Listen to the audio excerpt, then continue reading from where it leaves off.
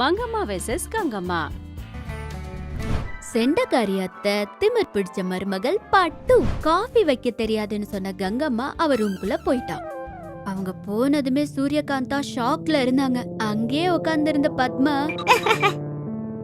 ஏண்டி என் மருமக எல்லா வேலையும் செய்வா, இனி என்னென்னமோ சொன்ன, என்னாச்சு? இந்த காலத்து மருமகள் கிட்ட இருந்து இதை விட அதிகமா எக்ஸ்பெக்ட் பண்ண கூடாதுடி இன்னும் சொல்லிக்கிட்டு இருக்கும்போது மங்கம்மா கோவமா என்னமோ யோசிச்சுட்டு இருந்தாங்க. பத்மா அவங்க சொல்ல வேண்டியதெல்லாம் சொல்லிட்டு அங்கிருந்து எந்திரிச்சு, சரி நீ இன்னும் ஷாக்ல இருக்கிற மாதிரி இருக்க, நான் போயிட்டு வரேன் இன்னும் சொல்லிக்கிட்டே அங்கிருந்து போயிட்டாங்க. அவங்க போனதுமே மங்கம்மா, அப்படின்னா என் யோசனை எல்லாம் தப்பு ஆயிருச்சா?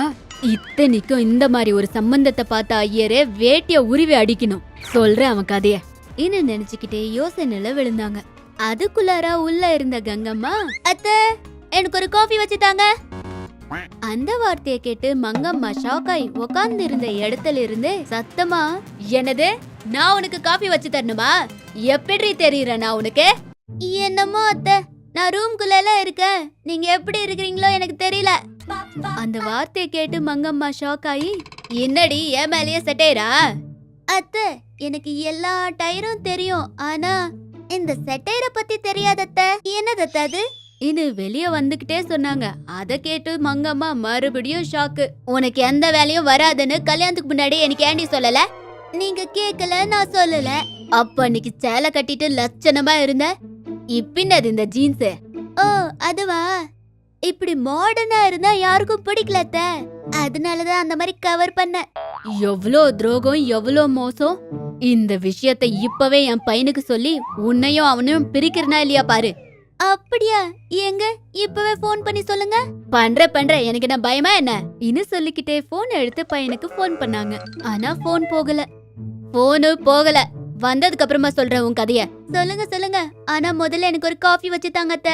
அத்தை நானு என்ன காஃபி வச்சு கொடுக்க சொல்றியா? அத்தைன்னு தான் காஃபி வச்சு கொடுக்க சொல்றேன், இல்லனா இல்லனா நானே வச்சு குடிச்சிருப்பேன் இன்னும் சொல்லிக்கிட்டே அங்கிருந்து போயிட்டாங்க. அத பார்த்த அத்தை ஷாக் ஆயிட்டாங்க. சொன்ன பேச்ச மருமகளை குடுறா கடவுளேன்னு சொன்னா வார்த்தைக்கு வார்த்தை பதில் சொல்ற மருமகளே தந்திய சாமி இன்னும் நினைச்சிட்டு இருந்தாங்க. சாயந்திரமா மங்கம்மா பையன் வந்தோ ஆச்சு. பையன் வந்த உடனே மங்கம்மா பையன்கிட்ட போய், வா கண்ணா வா. அடே கண்ணா, நம்மள ஏமாத்திட்டாங்கடா. என்னாச்சுமா? யாருக்காவது கடன் கொடுத்தியா? அவங்க தர மாட்டேங்கிறாங்களா? அடே அதுலடா கண்ணா, உன் பொண்டாட்டி ஒழுக்கமா இருக்கிற பழைய காலத்து பொண்ணுன்னு நினைச்சேன். ஆனா அவ மாடர்ன் பொண்ணு, ஜீன்ஸும் டிஷர்ட்டும் போட்டுக்கிறா. இத்தனைக்கும் ஒரு வேலை பண்ண வராதுடா அவளுக்கு இன்னும் சொல்லிக்கிட்டு இருக்கும்போது ரவி ஆச்சரியமா, அப்படியா? நானு தலையும் வாயும் அடிச்சுக்கிட்டு சொல்லிக்கிட்டு இருந்தா நீ என்னடா ஏதோ அதிசயத்தை சொன்ன மாதிரி ஆமாவான்னு கேக்குற? ஆமாமா, அவளை பொண்ணு பார்க்க போகும்போது என்னடா இவ்வளோ பழைய பொண்ணா இருக்காளே, எப்படி வச்சு வாழ்றதுன்னு நினைச்சேன். ஆனா அவ மாடர்ன் பொண்ணுன்னு தெரிஞ்சவொடனே எனக்கு செம குஷி. இருந்தாலும் இந்த காலத்துல இதெல்லாம் ரொம்ப சாதாரணமாமா, நீ தான் பார்த்து பார்க்காத மாதிரி இருக்கணும். பையனோட பேச்சுக்கும் மங்கம்மா ஷாக் ஆயிட்டாங்க. இது என்னடா இது, இவ்ளோ பெரிய டிஷ்ட கொடுத்துட்டான், இப்ப எப்படி இன்னும் கொஞ்ச நேரம் யோசிச்சு, இருந்தாலும் நான் என்ன இவ்ளோ யோசிக்கிறேன்? இத்தனைக்கும் நம்ம கேரக்டர் என்ன, நாம் என்னத்த பயப்படுறது? மங்கம்மானா எப்படி இருக்கணும், அத்தைன்ற கேரக்டருக்கு கேர் ஆஃப் அட்ரஸ் நானு. அப்படியேப்பட்டது நான் என் மருமகளுக்கு பயப்படுறதா? என் மருமகளுக்கு நான் என்னவோ காட்டுறேன் இன்னும் சொல்லிக்கிட்டே அங்கிருந்து போயிட்டாங்க. மங்கம்மா ஹால்ல உட்காந்து மொபைல் போனை பாத்துக்கிட்டு இருந்தாங்க. கங்கம்மாவும் அத்தைக்கு நேரா ஹால்ல உட்காந்துட்டு இருந்தாங்க. கையில இருக்கிற போனை காது கிட்ட வச்சுக்கிட்டு, பத்மா சொல்லுடி. என்னது, உன் மருமகளை தாய் வீட்டுக்கு அமிச்சிட்டியா? நல்ல வேலை பண்ண. மாமியாரை எதிர்க்கிற பொண்ணுங்களுக்கெல்லாம் அந்த வேலை தான் நடக்கணும், இல்லனா ஏதாச்சும் இருக்கா? ஐயோ ஐயோ, இந்த காலத்து பொண்ணுங்களுக்கு இதுதான் சரியான பாடம் இன்னும் சொல்லிக்கிட்டு இருந்தாங்க. அத கேட்டு கங்கம்மா, அச்சோ எங்க அத்தை சொன்ன வேலைய செய்வாங்களோ என்னமோ. இப்படி இல்ல, எங்க அத்தைக்கு அவ்வளவோ இவ்வளவோ பயத்தை வைக்கணும், இல்லன்னா என்ன பிறந்த வீட்டுக்கு அனுப்பிச்சாலும் அனுப்பிடுவாங்க. சொல்றேன் இன்னு மனசுக்குள்ள நினைச்சு அவங்க போனை எடுத்துக்கிட்டு காது கிட்ட வச்சு, கவிதா சொல்லுடி. என்னது, உங்க அத்தைய ஓல்டேஜ் ஹோம்ல சேர்த்துட்டியா? ஐயோ எதுக்குடி? என்னது, எப்ப பாரு உன்னை ஏதோ ஒண்ணு சொல்லிக்கிட்டே இருக்காங்களா? அந்த வேலையும் இந்த வேலையும் பண்ணனு டார்ச்சர் பண்றாங்களா? சொன்ன பேச்சை கேட்கலன்னா திட்டுறாங்களா? அப்ப நீ செஞ்சதானு தப்பில்ல, வேலைக்கு ஆளு வேணும்னா வேலைக்காரங்கள வைக்காம மருமக கிட்ட பண்ணி வைக்கிறதுன்னது இனு பேசிக்கிட்டு இருந்தாங்க.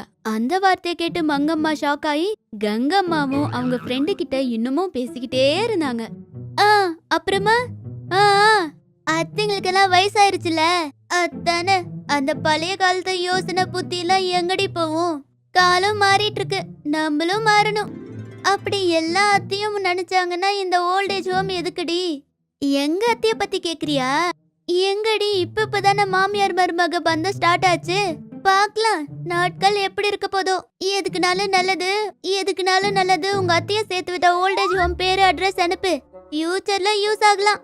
இது சொல்லிக்கிட்டு இருக்கும்போது மங்கம்மா பயந்து, ஆத்தாடி இவ என்ன விட முரட்டு போலியே, இவகிட்ட ரொம்ப ஜாக்கிரதையா இருக்கணும், இல்லனா உண்மையிலே என்ன ஓல்டேஜ் ஹோம்க்கு அனுப்புனாலும் அனுப்பிடுவா இன்னு மனசுக்குள்ள நினைச்சு மேல அம்மா கங்கா இன்னு கூப்பிட்டாங்க. அது கேட்டதுமே கங்கா, அத்தை சொல்லுங்க. எனக்கு மருமகளானாலும் பொண்ணுலானும் நீதான், உனக்கு என்ன வேணும்னாலும் கூச்சப்படாம என்ன கேளு. நீங்க என்ன மருமக இல்ல பொண்ணுன்னு பொண்ணு மாதிரி பாத்துக்கிறேன்னு சொன்னா அது வேணும் இது வேணும்னு சொல்லி உங்களை ஏன் கேக்குற அத்தை? உங்களுக்கு என்ன வேணுமோ அதெல்லாம் நானே செஞ்சு வைக்கிறேன். அப்படின்னா இன்னையிலிருந்து நாம மாமியார் மருமகளா இருக்காம அம்மா பொண்ணா இருப்போம், சரியா?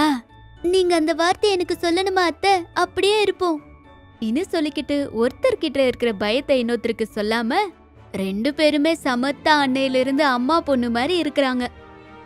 அத பார்த்து ரவியும் ரொம்ப சந்தோஷப்பட்டாரு.